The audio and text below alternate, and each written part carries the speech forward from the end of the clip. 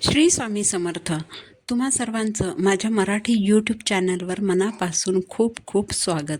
स्वामी महाराज तुमच्या सर्व चांगल्या इच्छा पूर्ण करून हीच स्वामींच्या चरणी प्रार्थना करते आणि आज या नवीन व्हिडिओला सुरुवात करते. 15 डिसेंबर 2024 वार आहे रविवार. या दिवशी आलेली आहे दत्त जयंती. सर्व स्वामी सेवेकरी आणि दत्त सेवेकरी यांच्यासाठी हा अतिशय महत्त्वाचा दिवस आहे. जे केंद्रात जातात त्यांना माहीतच असेल की दत्त जयंतीचा हा जो सप्ताह आहे, हे 7-8 दिवस केंद्रामध्ये अतिशय उत्साहाने साजरे केले जातात. केंद्रामध्ये दत्त महाराजांचा वाढदिवस, दिवाळी उत्सव असावा अशा रीतीने साजरा केला जातो. अशा मोठमोठ्या रांगोळ्या काढलेल्या असतात, पणत्या लावलेल्या असतात, खूप लाईटिंग केलेली असते, खूप प्रसन्न वातावरण असतं. अखंड नामजप चालू असतो, स्वामीचरित्राचं पारायण चालू असतं, गुरुचरित्राचं पारायण चालू असतं. दत्त जयंती निमित्ताने आपल्यालाही 21 दिवसांच्या सेवा करायच्या आहेत. 15 डिसेंबरपर्यंत 21 दिवस पूर्ण होतील अशी आपल्याला सेवा करायची आहे. म्हणून 25 नोव्हेंबरपासून आपल्याला सेवेला सुरुवात करायची आहे, जेणेकरून 15 डिसेंबरपर्यंत आपली 21 दिवसांची सेवा पूर्ण होईल.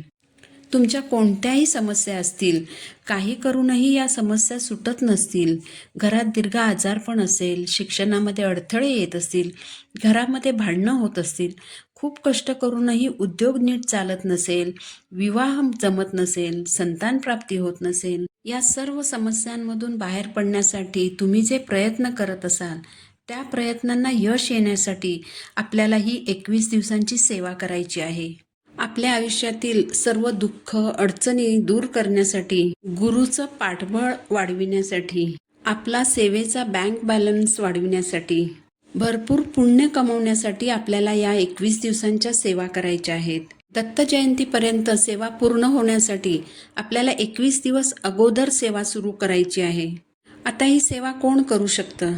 तर सर्व मुलं, मुली, पुरुष, स्त्रिया कुणीही ही सेवा करू शकतं. या 21 दिवसांच्या कालावधीत ज्या स्त्रियांचा मासिक धर्म सुरू होणार असेल, त्यांनी 20 किंवा 21 नोव्हेंबरपासून सेवेला सुरुवात करावी, जेणेकरून 15 डिसेंबर म्हणजे दत्त जयंतीच्या दिवशी त्यांना सेवेची सांगता करता येईल.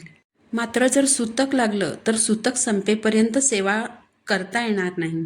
सूतक संपल्यानंतर सेवा पुढे सुरू करावी.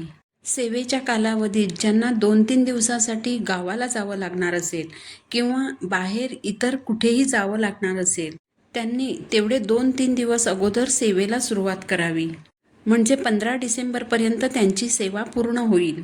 ज्या स्त्रिया 11 गुरुवारचं व्रत करत असतील, त्यांनी 11 गुरुवारच्या निमित्ताने केलेलं स्वामीचरित्राचं पारायण हे 21 दिवसांच्या सेवेमध्ये धरता येणार नाही. त्यांना गुरुवारच्या दिवशी स्वामीचरित्र सारामृताची 2 पारायणं करावी लागतील, म्हणजे स्वामीचरित्र सारामृताचं 2 वेळा वाचन करावं लागेल. तुम्ही या 21 दिवसात स्वामी महाराजांची, दत्त महाराजांची जी जी सेवा कराल, त्या सर्व सेवेचं तुम्हाला अनंत पटीने फळ प्राप्त होईल. त्यामुळे सेवा करायला अजिबात कंटाळा करू नका. जी सेवा कराल ती अगदी मनापासून करा. तुम्ही अगदी छोट्यातील छोटी जरी सेवा केली तरी त्याची परतफेड ही स्वामी महाराज करतातच. त्यामुळे या 21 दिवसांमध्ये तुम्हाला जितकी जमेल तितकी सेवा करा. आता सेवा कोणती करायची ते जाणून घेऊया. ही सेवा तुम्ही संकल्प करूनही करू शकता किंवा संकल्प न करताही करू शकता. जर आपण संकल्पयुक्त सेवा केली तर आपण आपल्या सेवेशी प्रामाणिक राहतो, नियम पाळून सेवा करतो.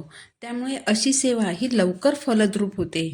संकल्प म्हणजे काय? तर तुमच्या जवळच्या दत्त महाराजांच्या मंदिरामध्ये किंवा जवळच्या केंद्रामध्ये, स्वामी महाराजांच्या मठामध्ये एक नारळ, फूल आणि खडीसाखर घेऊन जावं. या वस्तू दत्त महाराजांच्या, स्वामी महाराजांच्या चरणी अर्पण कराव्या आणि मी ही सेवा माझा हा अमुक तमुक प्रश्न सुटावा म्हणून करणार आहे, तर मला यातून मार्ग काढून द्यावा आणि माझी ही सेवा निर्विघ्नपणे पार पडू द्यावी आणि मी केलेली सेवा मान्य करावी, अशी हात जोडून दत्त महाराजांना, स्वामी महाराजांना प्रार्थना करायची आहे.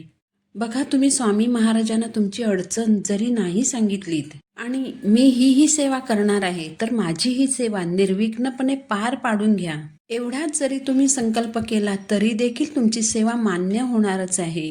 प्रत्येक मनुष्य प्राण्याला दुःख, अडचणी, समस्या असतातच. पण कोणाला, कधी, किती द्यायचं हे स्वामी महाराजच ठरवतात. आता सेवा काय करायची? आता 25 नोव्हेंबरपासून सेवेला सुरुवात करायची. म्हणजे 24 नोव्हेंबरला तुम्ही नारळ, फूल, खडीसाखर घेऊन दत्त महाराजांच्या मंदिरात किंवा स्वामी महाराजांच्या केंद्रात जाऊन या. यानंतर स्वामी महाराजांची पहिली अतिशय प्रभावशाली सेवा म्हणजे स्वामी चरित्र सारामृत या ग्रंथाचं पारायण करणं. तुम्ही या ग्रंथाचा रोज एक पाठ करू शकता. म्हणजे दत्त जयंतीपर्यंत तुमची 21 दिवसात 21 पारायणं होतील. आता एक पाठ म्हणजे काय, तर या ग्रंथातील 21 अध्यायांचं रोज पठण करणं. या ग्रंथातील 21 अध्यायांचं रोज एकाच वेळेस वाचन करणं म्हणजे एक पाठ आपला पूर्ण होतो. जर तुम्हाला एकाच वेळेस 21 अध्याय वाचणं शक्य नसेल तर तुम्ही 2 टप्प्यात किंवा अगदी 3 टप्प्यातही तुम्ही वाचन करू शकता. ऑफिसमधून आल्यानंतरही तुम्ही वाचन करू शकता. रात्री अगदी 12 वाजेपर्यंतही तुम्ही या ग्रंथाचं पारायण करू शकता. यानंतरची दुसरी सेवा म्हणजे तुम्ही श्री स्वामी समर्थ या मंत्राचा 11 माळी जप करू शकता. यानंतरची तिसरी जी सेवा आहे ती म्हणजे 11 वेळा तारक मंत्र म्हणणं. सर्वप्रथम तुम्ही 11 माळी श्री स्वामी समर्थ या मंत्राचा जप करायचा आहे. त्यानंतर स्वामी चरित्र सारामृत या ग्रंथाचं वाचन करायचं आहे आणि त्यानंतर 11 वेळा तारक मंत्र म्हणायचं आहे. या तीनही सेवा अतिशय प्रभावशाली आहेत. बघा, स्वामींच्या नामस्मरणाने अनेकांच्या आयुष्यात अतिशय महत्त्वाचे बदल घडले आहेत. अनेकांचे आजार बरे झाले आहेत. अनेकांची संकटातून सुटका झाली आहे. तारक मंत्र या शब्दातच या मंत्राचं सामर्थ्य सामावलेलं आहे. आपल्या आयुष्यातील प्रत्येक अडचणीतून, संकटातून तारून नेण्याचं सामर्थ्य या मंत्रात आहे. तारक मंत्रातील प्रत्येक शब्द हा आश्वासक आहे, विश्वास देणारा आहे. विश्वास हा की स्वामी आपल्या पाठीशी आहेत. तुम्ही तारक मंत्राचं तीर्थ तयार करू शकता. एक ग्लास भरून पाणी घ्या, त्यावर तुमचा उजवा हात ठेवा आणि 11 वेळा तारक मंत्राचं पठण करा. यानंतर हे अभिमंत्रित झालेलं पाणी तीर्थ म्हणून घरातील सर्वांनी प्यायचं आहे. या तीनही सेवा अतिशय प्रभावशाली आहेत. या 3 सेवा जर तुम्ही केल्यात तर त्याचं पुण्यफळ, त्याची परतफेड तुम्हाला 1001% मिळणार. या 3 सेवांपैकी एक तरी सेवा पूर्ण करण्याचा तुम्ही नक्की प्रयत्न करा. बऱ्याच महिला या वर्किंग असतात. तसंच घरात लहान मुलं असल्यामुळे बऱ्याच जणींना 21 दिवसात 21 पाठ करणं शक्य होत नाही. अशा वेळेस तुम्ही रोज 7 अध्यायांचं पठण करू शकता, जेणेकरून 3 दिवसात तुमचं एक पारायण पूर्ण होईल आणि 21 दिवसात 7 पारायणं पूर्ण होतील.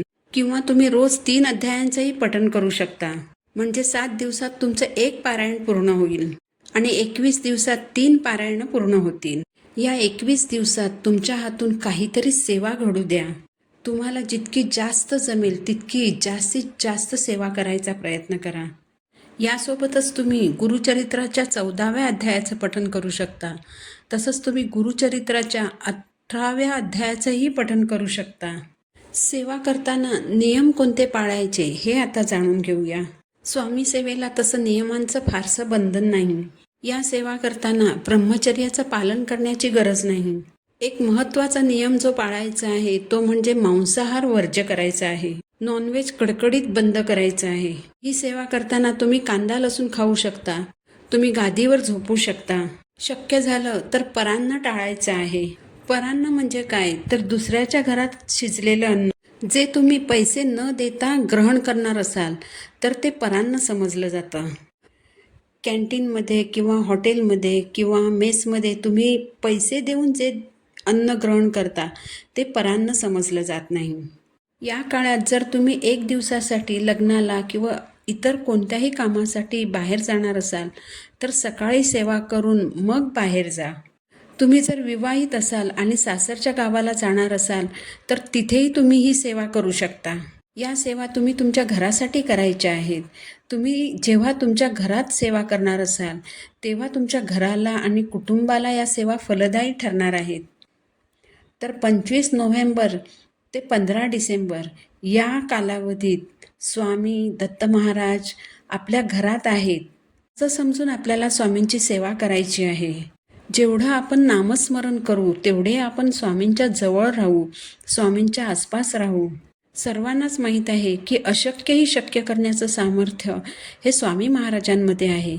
जे भक्तांच्या नशिबात नाही तेही भक्तांना द्यायचं सामर्थ्य स्वामी महाराजांकडे आहे. त्यामुळे या 21 दिवसात तुम्हाला जेवढं शक्य होईल तेवढं जास्तीत जास्त सेवा करायचा प्रयत्न करा. ही माहिती महत्त्वपूर्ण वाटली असेल तर व्हिडिओला लाईक करा, चॅनलला सबस्क्राईब करा. पुन्हा भेटू नवीन व्हिडिओसोबत. श्री स्वामी समर्थ.